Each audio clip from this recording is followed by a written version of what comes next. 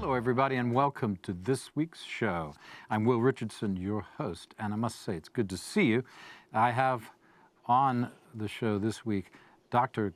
Douglas Davis and his wife, Dr. Natalia Uboha, and she's from Ukraine. We'll find out more about that as we get into the show. They're both physicians. They live in Madison, Wisconsin, and Natalia is an academic oncologist, and Douglas is a radiologist, trained radiologist, but now doing slightly different things, as we talked about before the show. And one of the main things both of you are doing is research into PTSD, and especially how it's related to some of the people suffering from that from the war, both civilian and military. I want to welcome you to the show. It's very good of you to be with us. What's the time in Madison? You just missed sunrise. It's 6:40 a.m., but you might still catch our rooster crowing in the background. Gosh, so. I'm not sure I've ever been up that early in the morning, unless I'd stayed up all night. Well, I used to do quite a bit of that. I used to be a third shifter, so that's the way I used to operate. Really? I used to do the night shift at a TV station. That was hard. Was it difficult for you? I actually, my mother was a third shift ICU nurse, so I've been a vampire. I've been a vampire since early age. Working the nights has always been kind of natural. There you go. Yeah, you get used to it.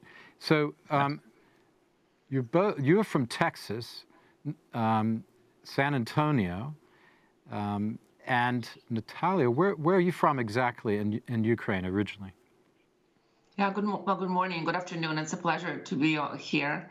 I am from Lviv, Ukraine, from western part of Ukraine, but I've been in the United States for close to 30 years. Okay. So you're an American and a Ukrainian, I suppose, right? Yep, I'm an American now, but from Ukraine. Welcome to America. I can say from Warsaw. Glad to have as many of you as we can get. Super. Okay. One of the main things that you're doing, that Douglas is doing now, because you're still working as an academic oncologist in the profession, Douglas is taking a break from radiology for the last couple of years, I suppose, more or less, and particularly interested in a foundation that you started called the Mountain Seeds Foundation, which deals with PTSD.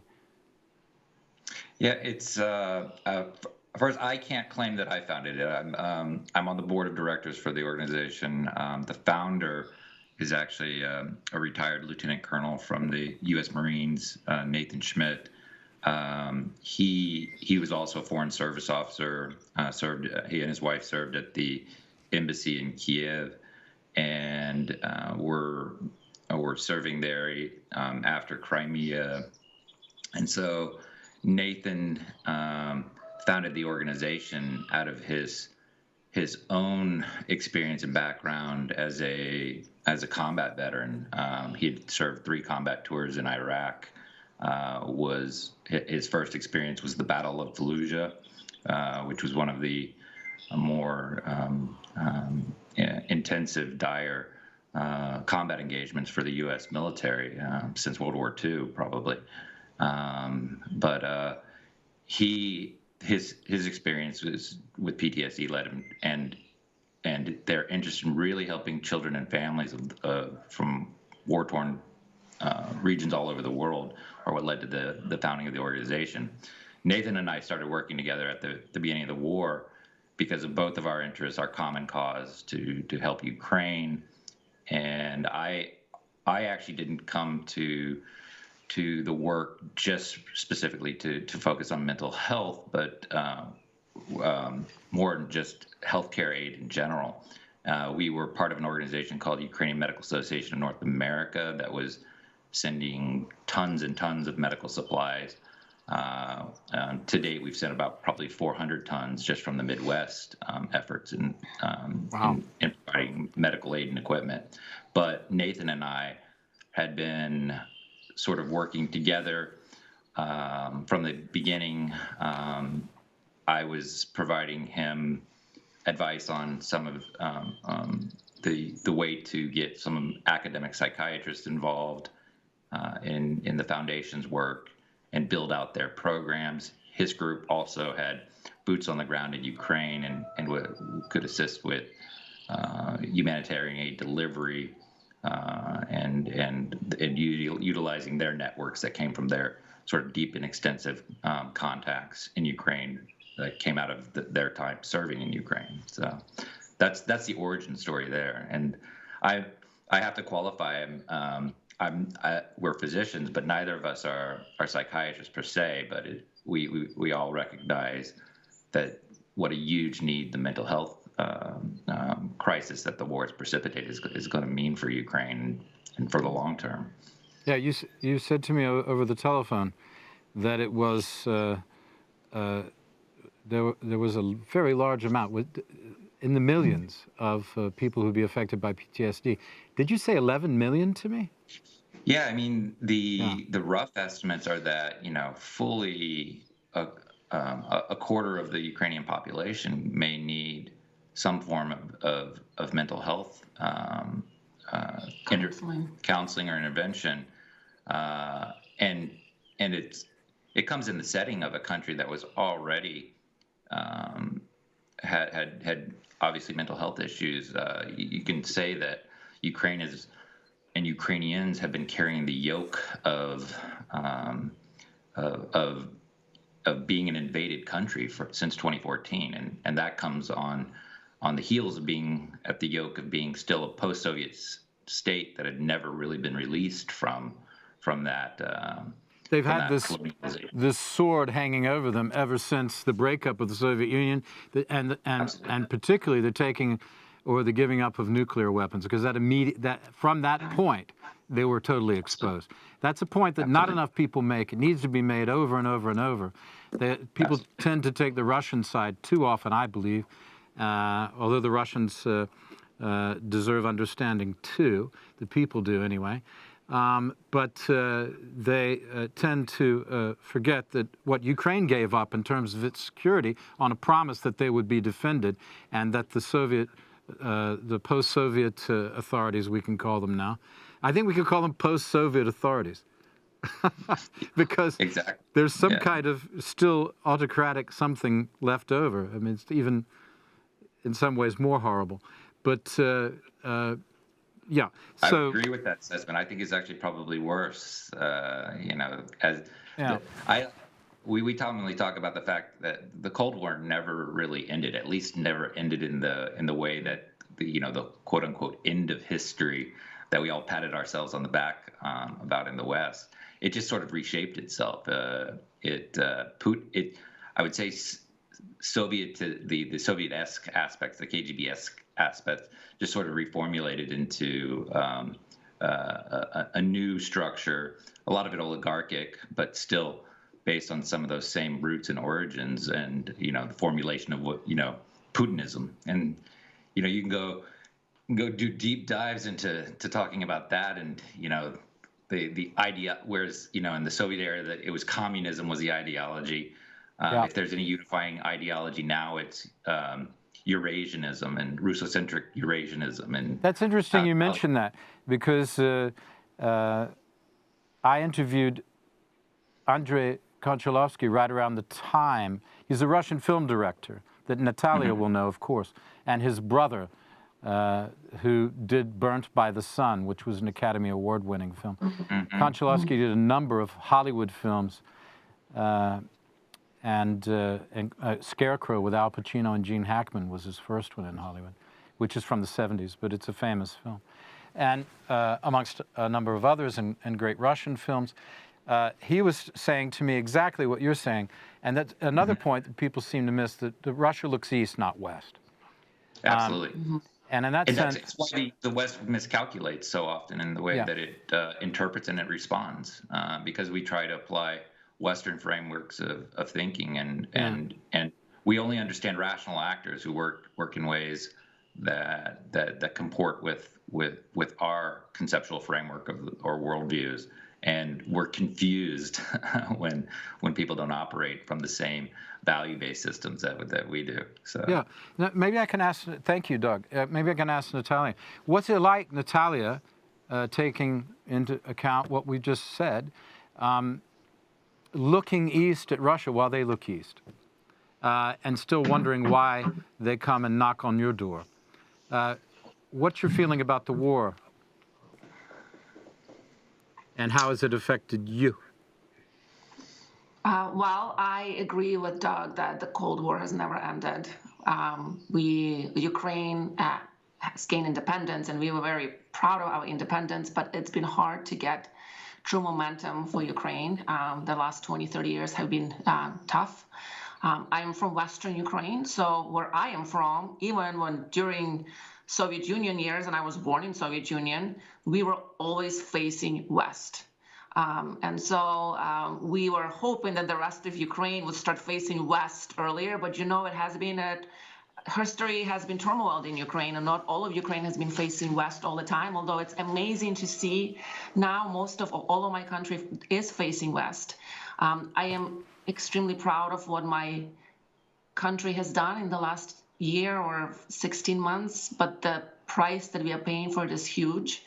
It hurts me to see so many lives lost. I came here by myself. I came here in '95. I was 15. My family was in Ukraine, and so we had to urgently insist on my family and her kids, my sister and her kids leaving when the war started. My husband could predict it for a few weeks that it was coming. He was the only one, I think, that knew, and so they actually took vacations and came here on a winter break. We were joking that, gosh, hopefully we'll laugh about it later, about them taking their spring vacations in Wisconsin in the midst of winter. But they came here and across the borders before the war started. A year ago, in February. A year ago. Yeah, that is. I mean, you said something, several very interesting things, but let me pick up on this one and throw it back to Doug. A lot of people didn't, and I was one of them. I did not think. I knew that the 2014 was going to happen. I was in Ukraine twice, once in the beginning of the Maidan, and then later in March, just before. And I knew from the for example, concierges in the hotels, that the war was coming, because they hear things, because everybody goes through those hotels and meetings, right? And they were telling me this is going to happen. But on this one, it just seems so incredible that Putin would make such a mistake. So what made you think he would do it?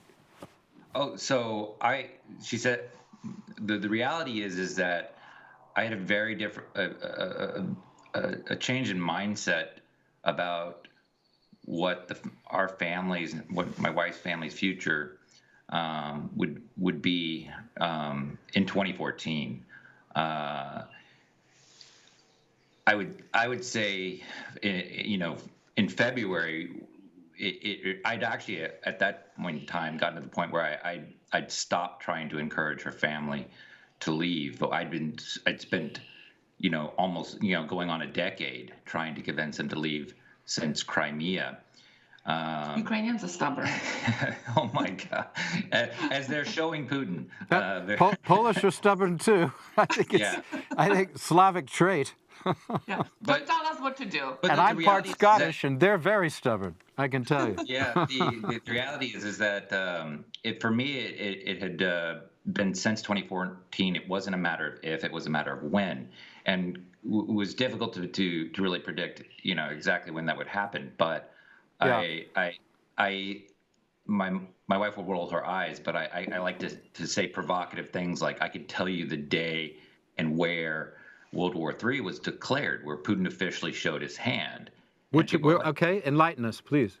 Okay, tell us a story, sir. Yeah, it was in New York on 9/11, but it wasn't the 9/11 in New York that everybody typically thinks about. It was September 11th, 2013, in the New York Times, and Vladimir Putin wrote an op-ed in New York that was published in the New York Times, and it was interesting because they used a black hand as the icon for that article. It was called a plea for caution, and it was in the aftermath of Bashar al-Assad crossing the so-called red line in Syria and using chemical weapons against the people of Syria. Right. And that was a big thing at the time. Yeah. It was huge, and it was a moment where it showcased really to me that the West had taken its eyes off the ball. We had become so focused on the war on terror and on threats coming out of the battles with Al Qaeda that really were never existential battles in the same way that the Cold War battle or the battles between the East and the West were truly existential. I mean, that's the whole concept of mutually assured destruction and nuclear holocaust. Those were truly existential. But for over a decade, the United States had refocused its attention to the war on terror. And when Bashar al-Assad crossed the red line in Syria, the Obama administration had talked about intervening, but no one in the West, neither Democrat nor Republican, nor our European allies, had any real appetite for an engagement there. And Putin took that opportunity. I'll say historians will someday draw a direct line between Syria and Ukraine, between Aleppo and Mariupol, between. I think it's a good point. I think they're already drawing that line, people between destruction in Syria and the type of destruction in eastern Ukraine. But it's an important year, not just because of Maidan, not just the event you're talking about the year before, 2013, but then 2014 we also had that we had Iraq invasion by the ISIS in the summer of 2014, exactly, which comes right out of this weakness displayed in Syria by the West and the Russians saying, go ahead, cause some trouble over there. Absolutely. Well, I think that we haven't paid attention enough, and most of this has actually been systematic and not accidental or haphazard. It's been, you can't necessarily say a lot of it's been pre-planned. Some of it's opportunistic, but I would say that the last 2 decades has been Putin working systematically against the West, and we haven't really been paying attention to it until Ukraine. And while there's no upsides to this war, I'd say that at least it's woken people up to some things that I think we've been ignoring for far too long. And so I've been telling my wife's family that since 2014 that they needed to plan for a life outside of Ukraine, because unfortunately I thought that they weren't going to be able to break the yoke. But what Putin miscalculated, I think, is that in those 20 years, the Ukrainians that live in Ukraine are not the Ukrainians who were born in Soviet Union. Mm-hmm. They are not post-Soviet Ukrainians. They were Ukrainians who were born in a democratic, free country. And so it's a completely different nation. And that's a huge miscalculation.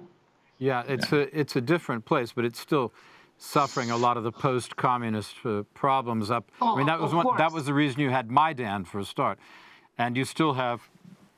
Well, we have this corruption in all the governments now, but it's worse in places like Ukraine and some of where there's less. You have a free press, but it's more. Your free press was more repressed by the government. We have corruption. You had former President Kuchma, assassinating journalists in very much the same way Putin does in his own country. It's an interesting point, isn't it, that people are unsettled by giving money to Ukraine and not being sure where it goes because of corruption. At the same time, we can point to corruption on a massive scale in some of the leading governments in the West, too. That's a really unfortunate thing. We need to clean up our house, too. But it's good because it shines a light on what we need to do ourselves. Well, and at least we can criticize it freely, you know? That's the point. Absolutely. I mean, you have to be honest. You have to be clear-eyed about what's going on. And that's been one of the hurdles that we've had to overcome over the past year with all of the aid process we do. Right. Because the first question people are going to ask is, could you expand on that a little bit? I think that's a point that'd be very interesting to people. Yeah. I think also, like, when we started, so I can tell you because I'm Ukrainian, and a lot of people know that I'm Ukrainian. When things started, people wanted to help. There was an amazing outpouring of support. You know, end of February, beginning of March, I literally had colleagues, oncologists from around the country wanted to Venmo me or send me money via PayPal. And what was challenging early on is figuring out, well, fine, you can give me cash, or please don't give me cash. But like, what is the infrastructure? How do we get the help to where we know it's going to get reliably there? Because there were also scams on Facebook about collecting money and banks accounts showing up. And so we spent a lot of time early on really reaching out to multiple different organizations. I wasn't plugged in with the Ukrainian organizations here. You know, I've been here for 30 years. My Ukraine was in Lviv. My Ukraine was in Ukraine. I wasn't very active in diaspora here, but we reached out to Razom. We reached out to Umana, Ukrainian Medical Association of North America. We reached out to a few other local organizations. And amazingly, and Doug, who had more time because he wasn't working, and somebody has to provide for the family at the time. So he took over, and really, I mean, it took a lot of flushing out, trying to figure out which are the correct routes. And he's done an amazing thing, just networking and establishing connections really around the globe to take this whole thing forward. And to expand on that issue about the nascent corruption that's been there, and that you're dealing with somewhat of an uphill battle with some of the aid efforts, and convincing people that we will be good stewards of any money or aid that's provided, and that's been a process of building trusted partners and networks, and it obviously helped with us having family, friends, contacts in Ukraine, and particularly for us in the Ukrainian healthcare system. Because my family, my sister and my brother-in-law were here, as well as my mom, they're all physicians. And they all practice. So we also had in Ukraine. And so we also had connections directly to Ukrainian physicians. So we knew that we could have the direct feedback of where the supplies are getting to, whom to contact on the ground. And so for us, it was a natural thing to say, if we're going to help and we want to help, we can do it with, a healthcare or medical missions, because that's where we can take advantage of our connections, both on the U.S. side and on Ukrainian side, where both my sister Uliana Haba and Taras Haba were instrumental in helping with that as well. Yeah. Very good. And you, go ahead. No, I was just going to say, and I spent a lot of time, I have the advantage of being an American, so I'm an outsider, but I've lived in a Ukrainian family for 25 years. He married up. Being from Texas, I too am from a whole other country, but I can see things on both sides, and that may be illuminating and worth working with a lot of our partners in that I like to use actually the example of Poland and Ukraine, because they're two border countries. They have a lot of shared history, and the difference between what happened with Poland at the end of the Cold War and Ukraine. And I mean, Poland was fortunate that it didn't share a border with Russia, and at the end of the Cold War turned and fully embraced the West, and within a decade is an integrated essentially Western European type nation, becomes a member of NATO, EU, and Ukraine stayed under the thumb and the yoke. But even though it hadn't, it still had the longstanding histories of corruption and graft that were born out of the Soviet era. I've been going to Ukraine now for over 20 years, and I've seen it with my own eyes, anecdotally, the way Ukraine has changed and evolved over the past 2 decades. And while it still has many hurdles to overcome, it was well on its way to adopt to transforming itself into a nation that would be more compatible with the rules-based systems that we take for granted in the West. Thank you. I got to cut you off there. We got to go to a commercial break. We'll come back with more with Dr. Douglas Davis and Dr. Natalia Uboha. I hope I said that close to right. And we'll see you after these important messages.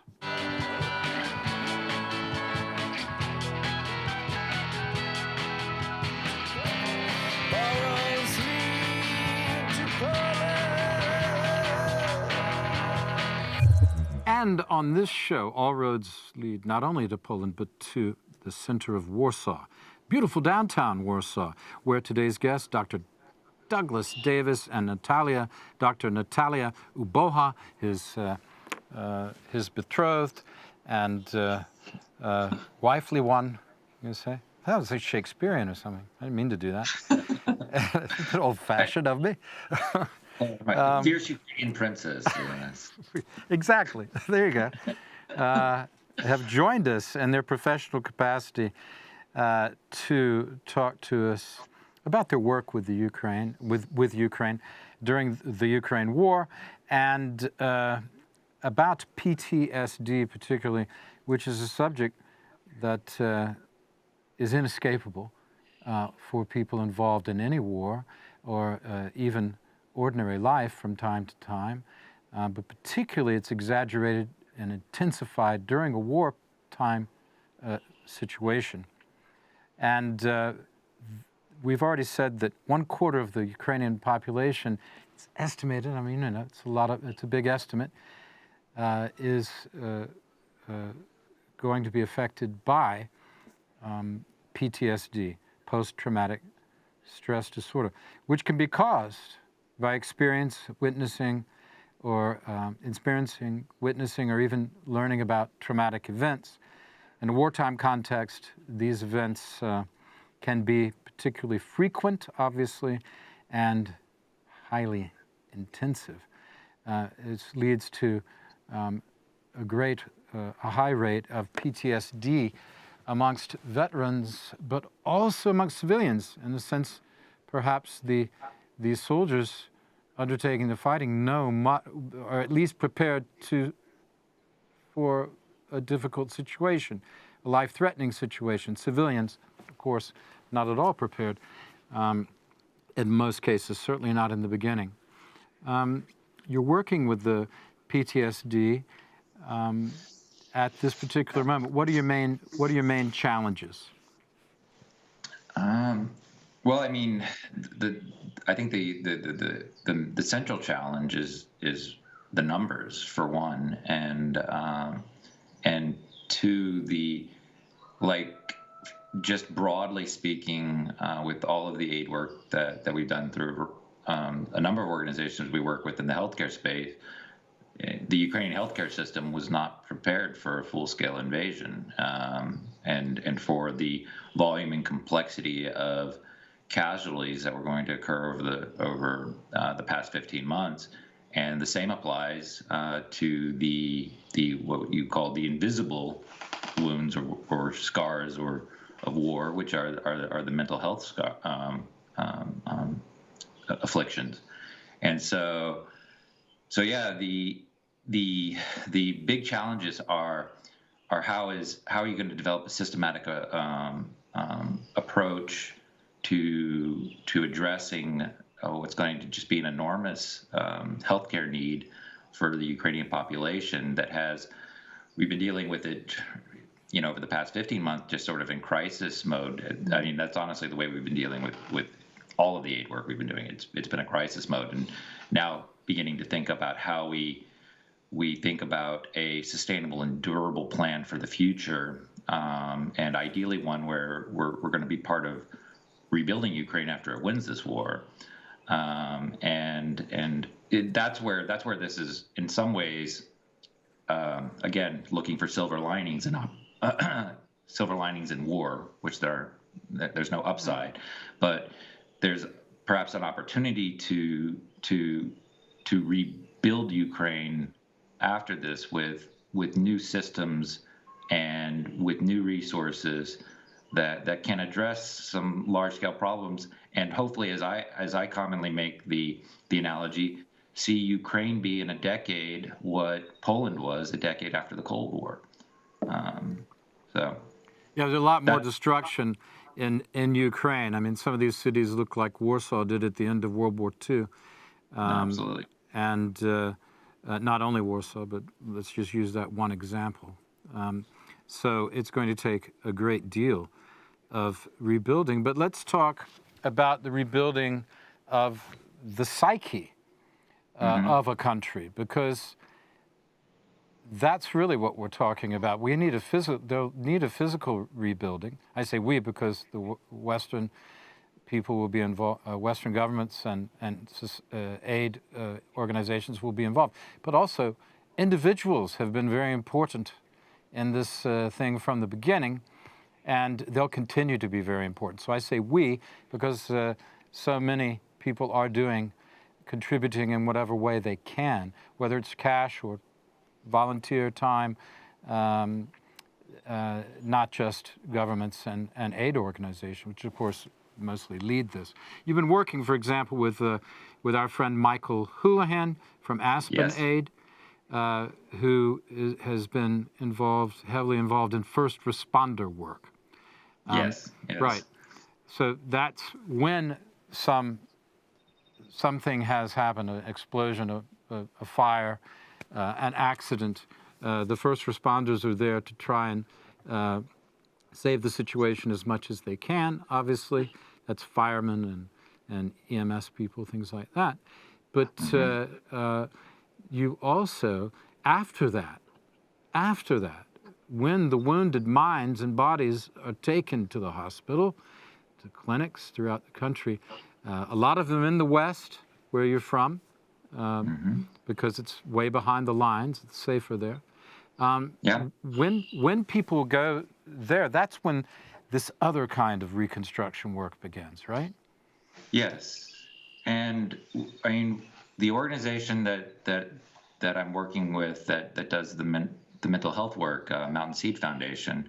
What we've been trying to do through that program is develop programs that can be utilized in honestly in any situation. We're using camp-based models at this point, where we run what we call healing-based camps. We've set them up in countries near Ukraine because obviously during the crisis of the past year, it's not been logistically easy to do that within the borders of Ukraine. But our focus has been originally mostly working with particularly children, but families as a whole that have been from some of the more war-torn areas. We ran healing-based camps in Austria last summer. We've been running smaller-scale camps. Can you take us through what happens in a healing-based camp? From A to Z. What's the situation with that? Well, we'll be able to speak more authoritatively after this summer, because we're actually going to be, my wife and our actually two daughters are going to actually be participating in the camps we're doing in Austria in August. But the overview of it is that we bring in families that in this case this summer we'll be focusing on Gold Star families who have lost members in combat, military families. And there we have a head of our psychiatry program, a Dr. Amit Oren from Yale. I introduced Nathan last year to a colleague of mine from Yale, Dr. Irina Tusino, who was doing aid work on the border with Romania, through Blue Heron Foundation, and they were bringing Yale psychiatry to help with refugees there, and partnered them through Dr. Tassino, partnered them up, and Dr. Amit Oren has developed programs based on a methodology. It's called positive psychology. It uses a methodology called PERMA Plus, PERMA Plus, and these are essentially a toolbox of techniques for how you can teach families, children, and this can be applied to soldiers as well, techniques to deal with the trauma that they've experienced psychologically from any stressor, but in this case, obviously, war and the destruction and devastation in Ukraine. But it can be applied without the need to actually dig deep into the trauma itself. And that's kind of an important aspect here, is that you're going to have 11 million people who each have different varying, experiences and stressors from this war. And you're going to have to take whatever opportunity you get to provide assistance to them, and in many cases without the infrastructure to do long-term follow-up necessarily. And so this approach is to basically give them skill sets that they can apply, whether you have a day, whether you have a week, whether you have months with them, they can carry back to their own lives, their own communities, and their own families, and apply to assist them with not necessarily fixing the trauma itself, but with providing the coping skills, the resilience skills that they can take back to their families and their communities to help them move forward in a constructive, productive way with their lives. And so we use in our organization, the Mountain Seed Foundation, the PERMA has PERMA Plus, and the Plus is a whole spectrum of things from sleep hygiene to nutrition, but also physical activity, and where our organization is built upon something that was critical to Nathan, our founder, Nathan Schmidt's own healing of his own PTSD from the war in Iraq, which was mountaineering. And so tell us about his experience. That's interesting, since he is the founder. That's a unique story for us. Could you tell us a little bit about Nathan? Sure. And his problem with the PTSD. Yeah. So Nathan was a U.S. Naval Academy grad. He deployed in 2003, 2004, or 2004 to Iraq, just to arrive in time for one of the biggest, most intense combat operations that occurred for the U.S. military in Iraq, which was the Battle for Fallujah, which was a urban combat. The U.S. took very high casualties. He arrived and I think lost one of his commanders. Lost soldiers, directly under his command in his own, combat vehicles, and then went on to have to see, and it wasn't just who he lost on the U.S. side. He was a part of operations that I mean, the fog of war and the sometimes bad intel that they get led to devastation and consequences for the Iraqi people that he tells left him a broken man. So what were the specific? So was it the problem of being in command, or was he wounded himself, or what was the main problem? Well, I'd let Nathan would actually be a great guest. I'm happy to have Nathan on. He sounds like an interesting guy. No, yeah. No. Wonderful guy. It was a combination. It was a combination of all of the above. Okay. It was seeing. I mean, being the person. He talks about a story about, even after the Battle for Fallujah, having to be the commander to send soldiers that he knew were going to go on operations that they didn't want to go on because they knew they were going to die, and he knew they were going to die. And how do you live with that? and being, a part of the teams that would make decisions about what were the targets and what were and things like that. And maybe if you get it wrong, innocent civilians could be wounded or killed. And how do you live with that? And so he commonly himself would talk about how this is his own, doing this work is part of his own healing and part of his own way of making up for all of that. Yeah, right. So I get it. Yeah, this is a way of practically doing something, which is one of the best ways to heal yourself after this kind of mental stress. He can practically do something, and perhaps in his own mind to atone for the lack of control in that situation. Although he's in command, that's a very, unless you've been in that position, I suppose it's almost impossible to feel it. And he said, and he had planned for a career, a military career, and was so personally devastated by those experiences. He actually left. He retired from the Marines and went into became a Foreign Service officer for U.S. State Department. That's where he actually he and his wife were both Foreign Service officers in Kiev for many years, right in the aftermath of the original invasion of Crimea.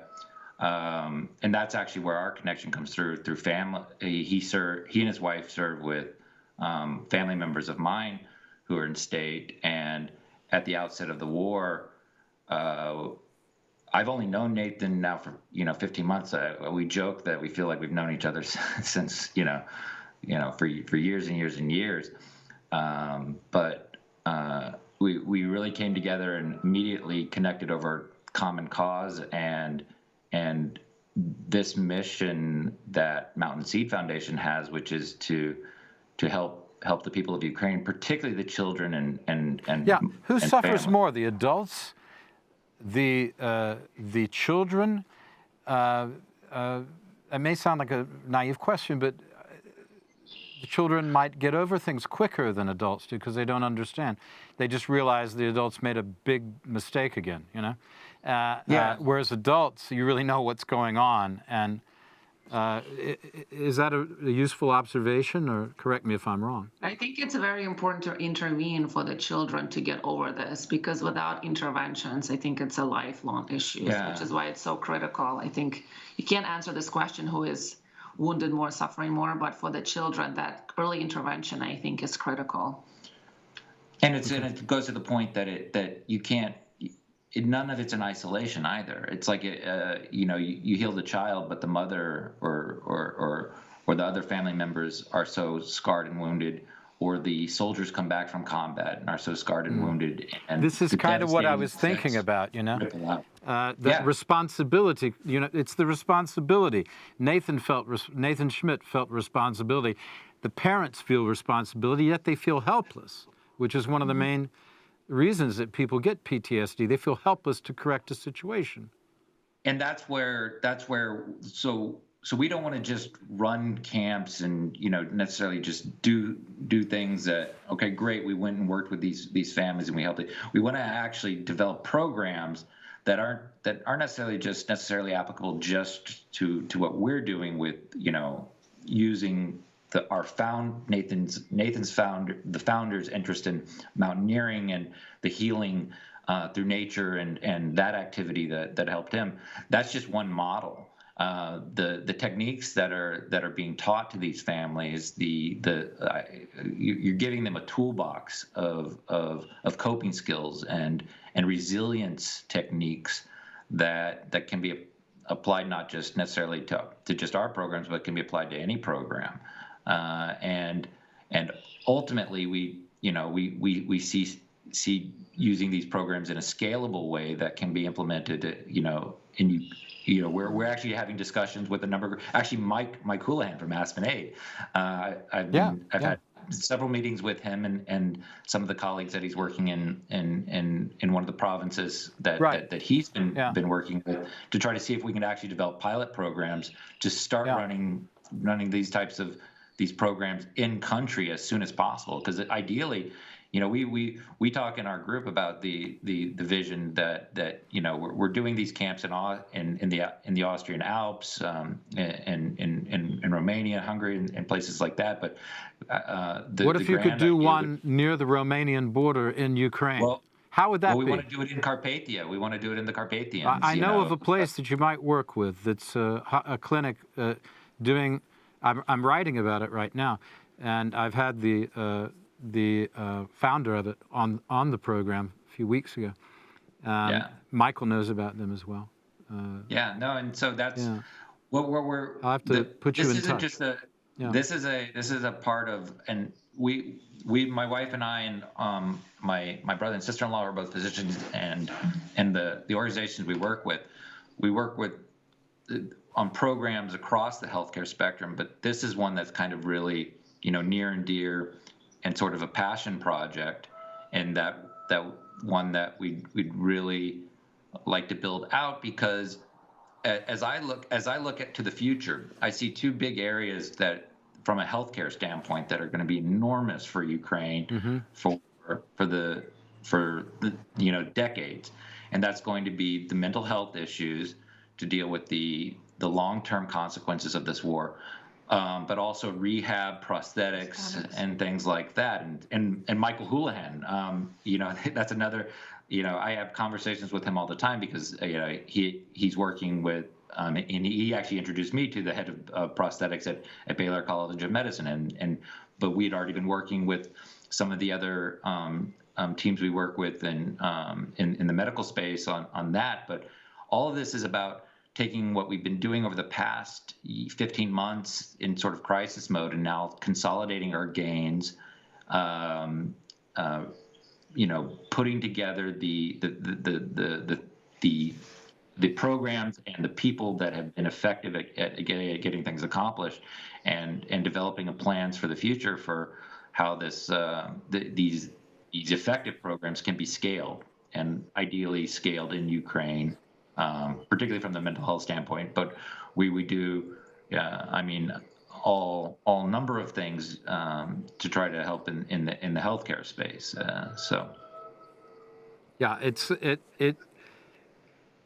The task ahead will be to rebuild the physical infrastructure of the country, but also rebuilding. There's no point in doing that if you're not rebuilding minds and making people mobile again, who've lost, limbs. And I personally been. I was in Ukraine this past February.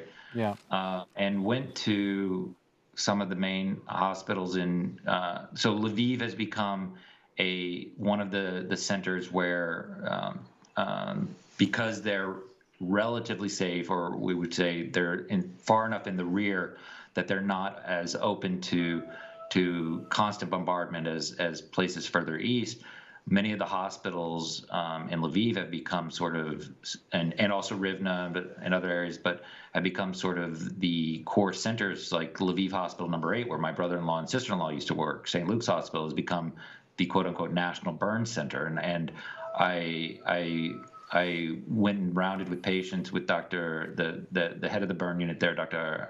Dunayev, and quite frankly, saw things I've never encountered in my prior clinical experience. I've got to stop you there. We're out of time. Can you believe it? Went pretty fast, didn't it?